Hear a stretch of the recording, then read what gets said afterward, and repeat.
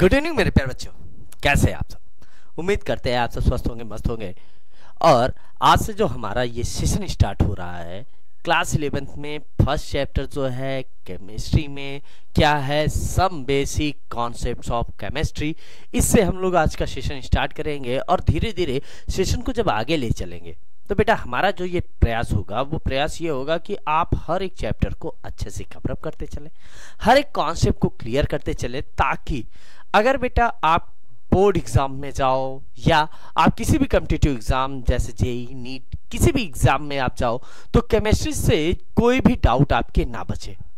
तो इसी उम्मीद और आशा के साथ कि आप सब आज जो हमारा ये सेशन होगा उसको मन लगा के समझेंगे, पढ़ेंगे और जितना हो सकेगा बेटा आप सब आज के हमारे इस सेशन को ज़्यादा से ज़्यादा लाइक करते चलेंगे, सब्सक्राइब करेंगे और शेयर करेंगे।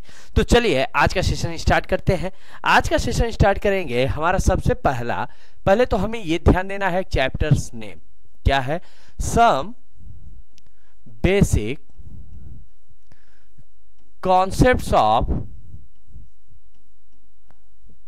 केमिस्ट्री। क्या है? Some basic concepts of chemistry.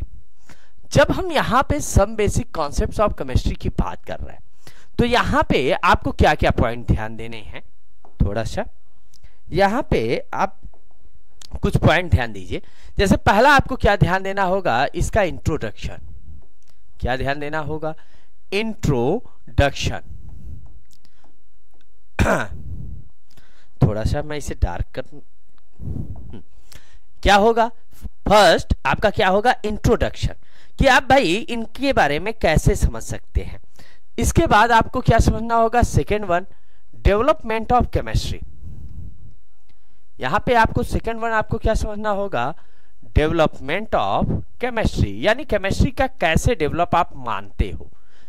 तो यहां पे कुछ कंडीशन भी आपको यहां पे समझनी पड़ेगी, तो इसके बारे में भी थोड़ा सा बात करेंगे। तीसरा हमें क्या बात करना होगा, importance of chemistry,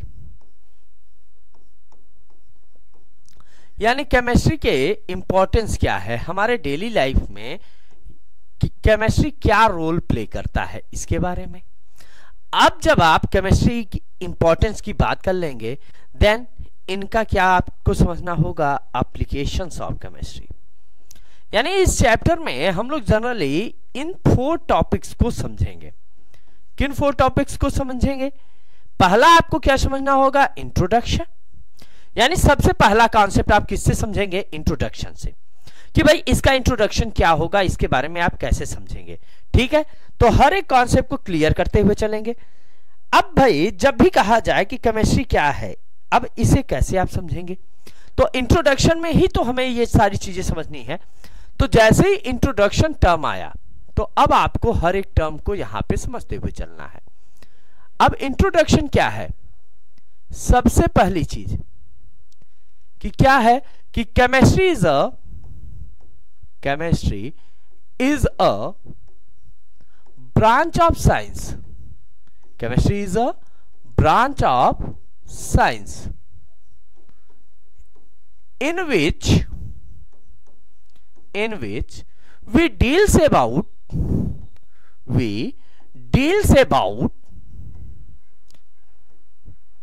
atoms structure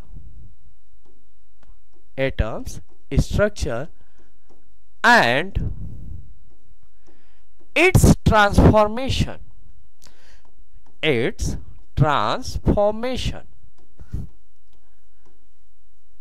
अब ये कहा क्या गया, कहा यह जा रहा है कि केमिस्ट्री क्या है, साइंस की एक ब्रांच है जो हमें किसके बारे में बताएगी, एटम क्या है इसके बारे में, एटम का स्ट्रक्चर कैसा होता है इसके बारे में, और ये कैसे ट्रांसफॉर्म होते हैं, कैसे बनते हैं या बदलते हैं, इसके बारे में बात करेगा।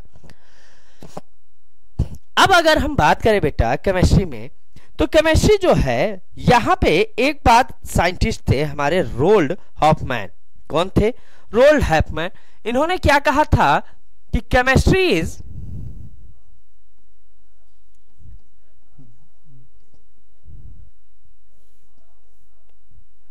chemistry is a basic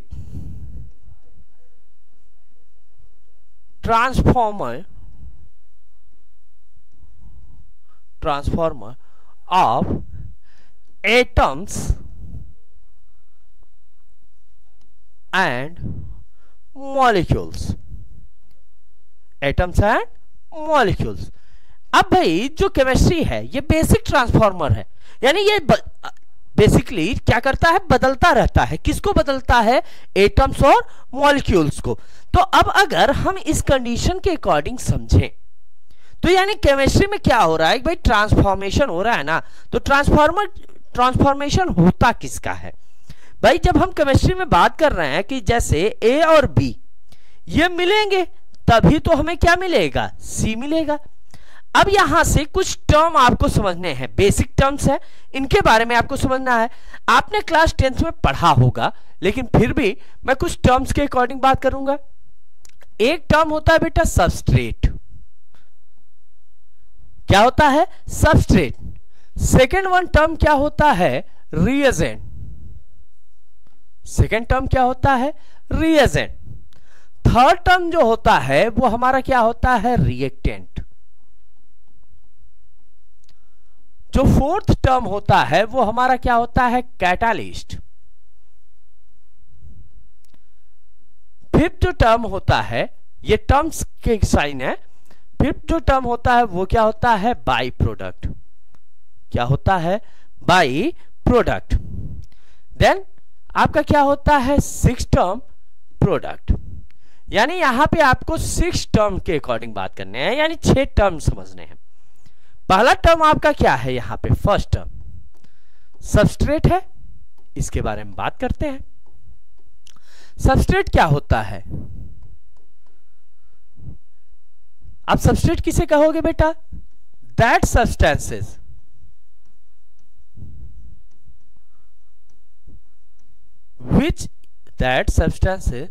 which are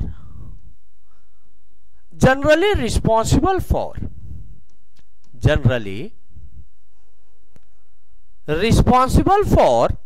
transformation, generally responsible for transformation। यानी ऐसे सब्सटेंसेस जिनमें क्या होता है बेटा? ट्रांसफॉर्मेशन होता है। या दूसरे वर्ड में अगर कहें, और which are undergoes in chemical changes, जो किस में जाते हैं बेटा? केमिकल चेंजेस में। जो केमिकल चेंज में जा रहे हैं उन्हीं को हम लोग क्या कर रहे हैं? सबस्ट्रेट कर रहे हैं। ठीक है। सेकेंड जो टर्म आएगा आपका बेटा यहां पे क्या आएगा? रिएजेंट। क्या आएगा? रिएजेंट। रिएजेंट क्या होते हैं? That substances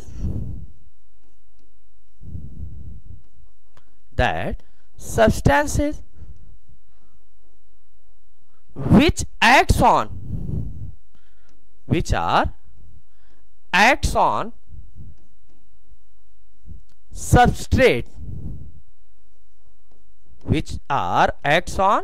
substrate, for transformation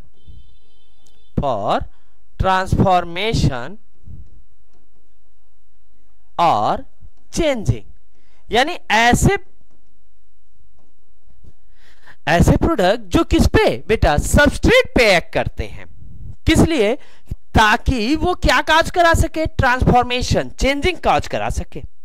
तो जैसे ही ये चेंजिंग काज करा रहे तो इसी चेंजिंग काज कराने वाले को हम लोग क्या कहते हैं बेटा? रिएजेंट। और जिस पे ये चेंज होता है उसे क्या कहते हैं? सबस्ट्रेट। यानी सबस्ट्रेट एंड रिएजेंट का कॉन्सेप्ट क्लियर हो गया। अब बेटा थर्ड वन आपका क्या था?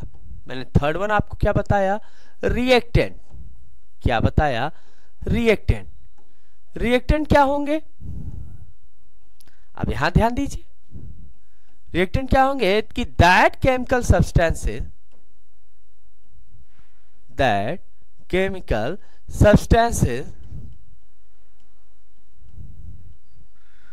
which are participate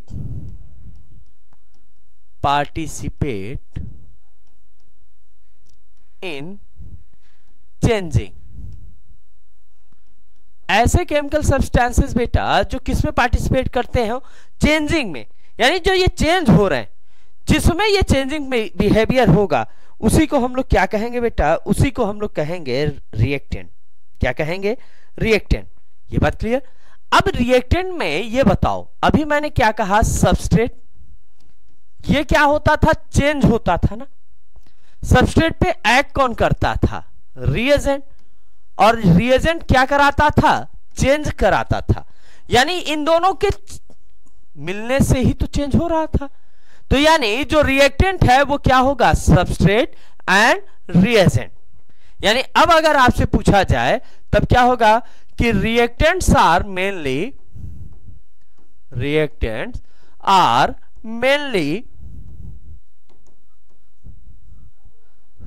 substrate as well as reagent,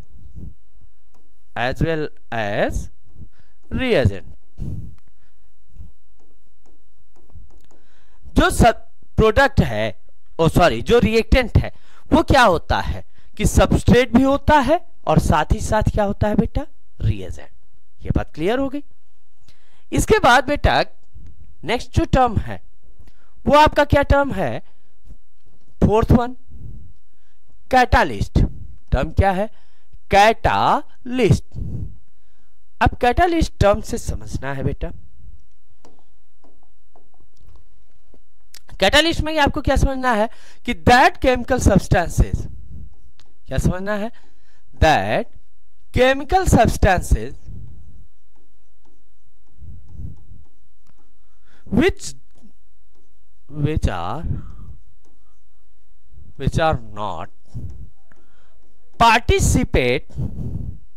are not participate in chemical reaction, जो किसमें पार्टिसिपेट नहीं करते हैं बेटा, केमिकल रिएक्शन, जो केमिकल रिएक्शन में तो नहीं इन्वॉल्व होते। किसमें इन्वॉल्व नहीं होते, केमिकल रिएक्शन में, but they have ability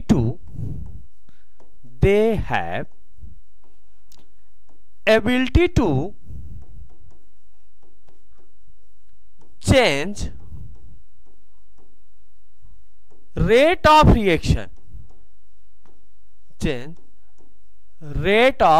reaction, जिनके पास किसकी एबिलिटी होती है, रिएक्शन के रेट को चेंज करने की। That chemical substances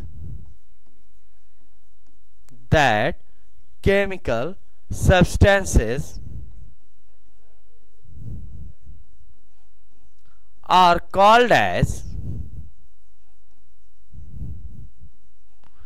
catalyst. ऐसे केमिकल सब्सटेंसेस को हम लोग क्या कहते हैं बेटा, कैटालिस्ट कहते हैं। क्या कहते हैं, कैटालिस्ट कहते हैं। अब अगर आपसे पूछा जाए कि बेटा कैटालिस्ट कितने टाइप के होते हैं, तो क्या आप ध्यान देंगे, catalyst are mainly 3 type. Catalyst are mainly 3 type. कितने टाइप के होते हैं बेटा, 3 टाइप के। फर्स्ट आपका क्या होगा, प्रोमोटर। सेकेंड वन क्या होगा बेटा, पॉइजनस। थर्ड वन क्या होगा, मॉडरेटर। अब यहां पे वर्ड से आपको ध्यान देना है। प्रोमोटर का मतलब क्या होता है, जो रेट को बढ़ा दे, यानी इंक्रीजेज रेट ऑफ रिएक्शन। क्या है, इंक्रीजेज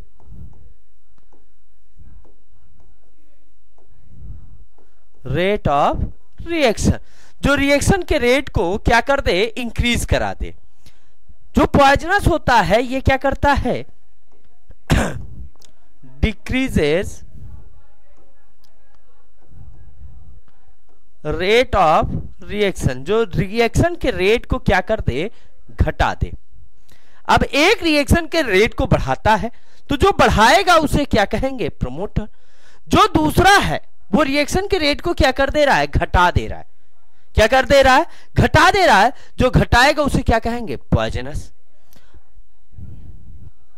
अब मॉडरेटर किसे कहेंगे, those does not affect, those does not affect rate of reaction, those does not affect rate of reaction। यानी जो रिएक्शन के रेट पे कोई भी इफेक्ट ना डाले उसे क्या कहेंगे, मॉडरेटर। जो रिएक्शन के रेट को घटा दे उसे क्या कहेंगे, पॉइजनस। जो रिएक्शन के रेट को बढ़ा दे उसे क्या कहते हैं, प्रमोटर। तो ये तो क्या हो गए बेटा, कैटालिस्ट हो गए। ठीक, अब इसके बाद बेटा कैटालिस्ट के बाद फिफ्थ वन मैंने आपसे क्या बताया, बाई प्रोडक्ट। क्या होता है, बाई प्रोडक्ट। ठीक, अब बाई प्रोडक्ट किसे कहेंगे बेटा, कि those chemical substances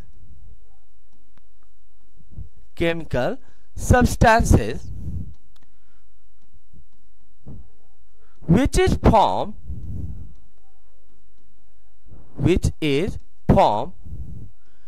due to reaction of reactant and reactant due to reaction of reactant, but after its main product gets formed, main product gets formed। यानी कहा यह गया कि इससे बाद में भी क्या एक हो जाए, इसका मेन प्रोडक्ट बन जाए। तो जिससे मेन प्रोडक्ट बने वही हमारा क्या होगा, भी बाई प्रोडक्ट। यानी आपने क्या किया, ए और बी लिया या सी ए बी लिया, क्या बन गया, डी और ई। अब डी और ई से क्या मिल गया, हमें लास्ट में एफ मिल गया। तो कहने का मतलब क्या है, ये हमारा क्या हो गया, रिएक्टेंट। ये हमारा क्या हो गया, रिएक्टेंट। और ये जो डी और ई हमें मिला यही हमारा क्या हो गया, बाई प्रोडक्ट। अब अगर कुछ एरो के ऊपर जो भी मेंशन हो ये क्या कहलाते हैं, कैटालिस्ट। क्या कहलाते हैं, कैटालिस्ट। ये बात क्लियर। अब लास्ट जो आपका यहां पे जो 6 पॉइंट है, क्या होता है बेटा, प्रोडक्ट। क्या होता है, प्रोडक्ट। प्रोडक्ट क्या होता है, the final substances which are obtained